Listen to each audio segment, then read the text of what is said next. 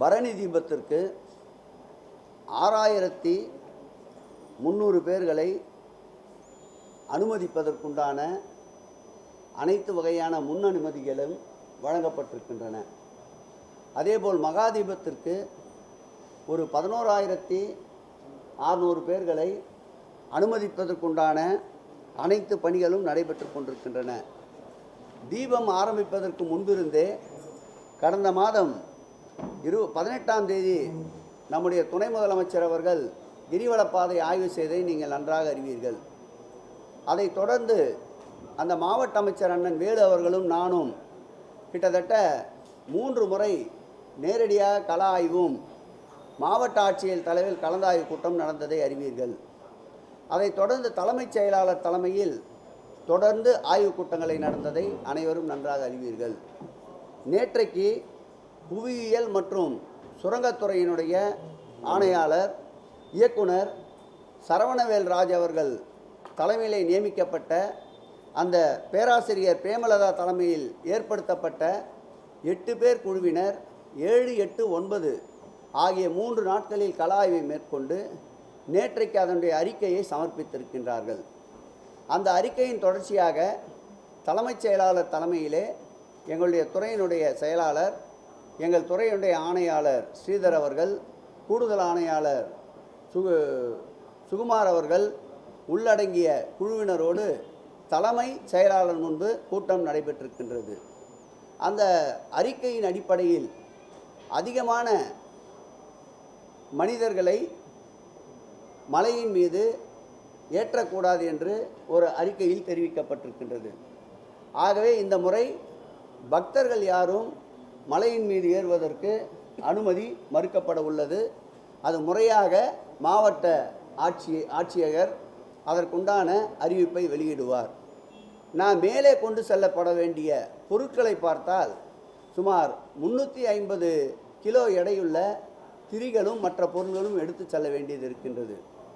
அதேபோல் முதல் நாளுக்கு தேவைப்படுகின்ற 40 டின் நெய், அதாவது ஒரு டின்னுக்கு 15 கிலோ என்றால் 600 கிலோ அளவுள்ள நெய்யை மேலே எடுத்து செல்ல வேண்டிய நிலை இருக்கின்றது. அதோடு மட்டுமல்லாமல் எடுத்து செல்பவர்களுக்கு வேண்டிய உணவு, மற்ற வசதிகள், அதேபோல் எடுத்து செல்லுகின்ற அவர்களோடு சேர்ந்து காவலிலே இருக்க வேண்டிய காவலர்கள், வனத்துறை அதிகாரிகள் உட்பட மனித சக்திகள் எவ்வளவு பயன்படுத்த முடியுமோ, எவ்வளவு அந்த அறிக்கையில் குறிப்பிட்டிருக்கின்றார்களோ அதற்கேற்றார் போல்தான் பயன்படுத்த வேண்டும் என்று உத்தரவு வழங்கப்பட்டிருக்கின்றது. ஏற்கனவே இந்த தீபத்திற்காக 4500 கிலோ நெய் ஆவினிடமிருந்து கொள்முதல் செய்யப்பட்டிருக்கின்றது. வருமுன் காப்போம் என்ற வார்த்தைக்கு இணங்க இந்த அரசு இந்த தீப ஒளி திருநாளை முன்னிட்டு இது மாத்திரமல்ல, தமிழகத்திலே அறிவிக்கப்பட்டு அடையாளம் காட்டப்பட்ட நோட்டிஃபை ஃபெஸ்டிவல் என்று சொல்லப்படுகின்ற 13 திருவிழாக்களிலும் இந்த ஆட்சி ஏற்பட்டதிலிருந்து இந்த அக்கறையை தொடர்ந்து எடுத்துக்கொண்டே வருகின்றோம். நேற்றைக்கு ஒரு நாள் மாத்திரம் பார்த்தால் 7வது நாள் தேர் திருவிழா. அந்த விழாவில் மாத்திரம் 5 லட்சத்திற்கும் அதிகமான பக்தர்கள் கூடியிருக்கின்றார்கள். இப்படி நாளொரு மேனியும் பொழுதொரு வண்ணமாக இறை தரிசனத்திற்கு வருகின்ற பக்தர்களுடைய அளவு கூட கூட அவர்களுக்கு தேவைப்படுகின்ற அடிப்படை வசதிகளையும் மாண்புமிகு தமிழக முதலமைச்சர் அவர்கள் தன்னுடைய நேரடி கட்டுப்பாட்டிலே பல்வேறு கள ஆய்வுகள் மூலமாக தேவையான அளவிற்கு கூடுதல் வசதிகளை செய்து கொடுத்து கொண்டிருக்கின்றோம். இந்த தீப ஒளி திருநாளில் 40 லட்சத்திற்கும் மேற்பட்ட மக்கள் கூடுவார்கள் என்று எதிர்பார்க்கப்படுகிறது. அப்படி 40 லட்சம் மக்கள் கூடினாலும் அதற்கேற்றாற்போல் கடந்த ஆண்டு என்னென்ன வசதிகளை எல்லாம் 30 - 35 லட்சம் மக்கள் கூடுகின்ற போது ஏற்படுத்தி தந்தோமோ அதற்கேற்றாற்போல் கூடுதலாக 20 - 25% மேம்பாட்டுக்களை வசதிகளை கூடுதலாக்கி இருக்கின்றோம். ஆகவே இந்த தீபாவளி திருநாளை பொறுத்தளவில் கொப்பரையில் எரிகின்ற அந்த தீபம் நிச்சயமாக இந்த ஆண்டும் எரிவதற்குண்டான அனைத்து முயற்சிகளையும் மேற்கொண்டிருக்கின்றோம். இயற்கையும் அதற்கு உதவி புரியும். அண்ணாமலையாரும் உண்ணாமலையாரும் அதற்கு உதவியாக இருப்பார்கள். மாண்புமிகு தமிழக முதல்வர் அவருடைய வழிகாட்டுதலின்படி நிச்சயமாக இந்த தீபத் திருவிழாவை எல்லாம் வல்ல அருள் கொண்ட அக்னி ஸ்தலத்திலே இருக்கின்ற அண்ணாமலையாரும் அருள் புரிவார் என்று நம்புகிறோம்.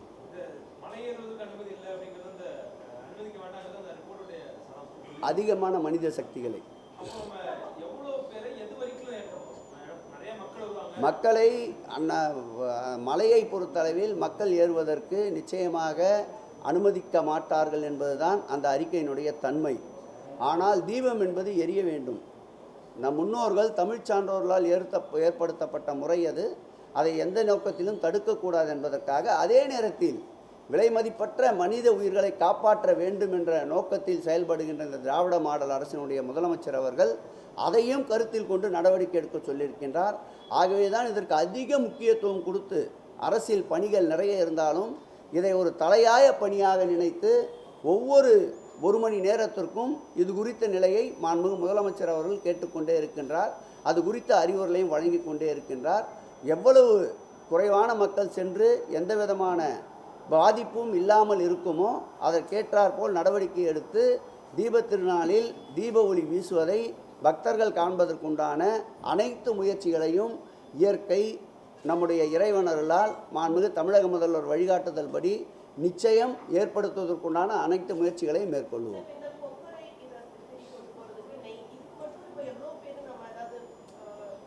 அதுதான் மனித சக்திகள் சொன்னேன். 1000 பேர்லாம் ஏற்றவே முடியாதுமா. எப்படி ஏற்ற முடியும்? மொத்தமே 2000லேருந்து 2500 பேர் தான் காலகாலமாக அனுமதிச்சுக்கிட்டு இருந்தோம். இப்போ 1000 பேர் 1500 பேர் ஏற்றுறதால ஒன்றும் இல்லையா? அதை தாம்மா சொல்கிறேன். இப்போ குறிப்பிட்டால மனித சக்திகள் எவ்வளவு தேவைப்படுமோ அதை பயன்படுத்த இருக்கின்றோம். இன்னும் 2 நாள் இருக்குது. இன்னும் 2 நாள் இருக்குமா? பக்தர்களை ஏற்றலான்னு சொல்லிட்டோமே. இன்னும் எப்படி தங்கச்சி சொல்லணும் சொல்லுங்கள்.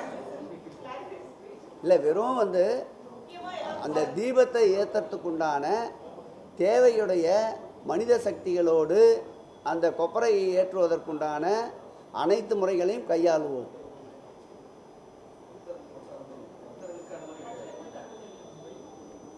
எவ்வளவு மனித சக்திகளை அனுமதிக்க முடியுமோ அதோடு நிறுத்திக்கிறோம்.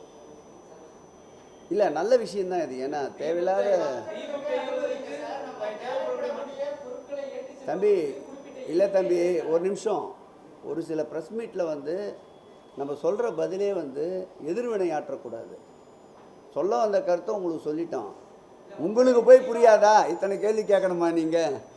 கண்டிப்பாக தீபம் ஏற்றணும். இதுதான் நம்மளோட நோக்கம். அதே நேரத்தில் மனிதர்களுக்கு எந்த விதமான பாதிப்பும் இல்லாமல், எந்த விதமான விரும்பத்தகாத சம்பவங்களும் நடைபெறாமல் இருப்பதற்குண்டான நடவடிக்கை அரசு மேற்கொள்ள வேண்டும். இது அரசினுடைய கடமை. அதையும் கடைபிடிப்போம்.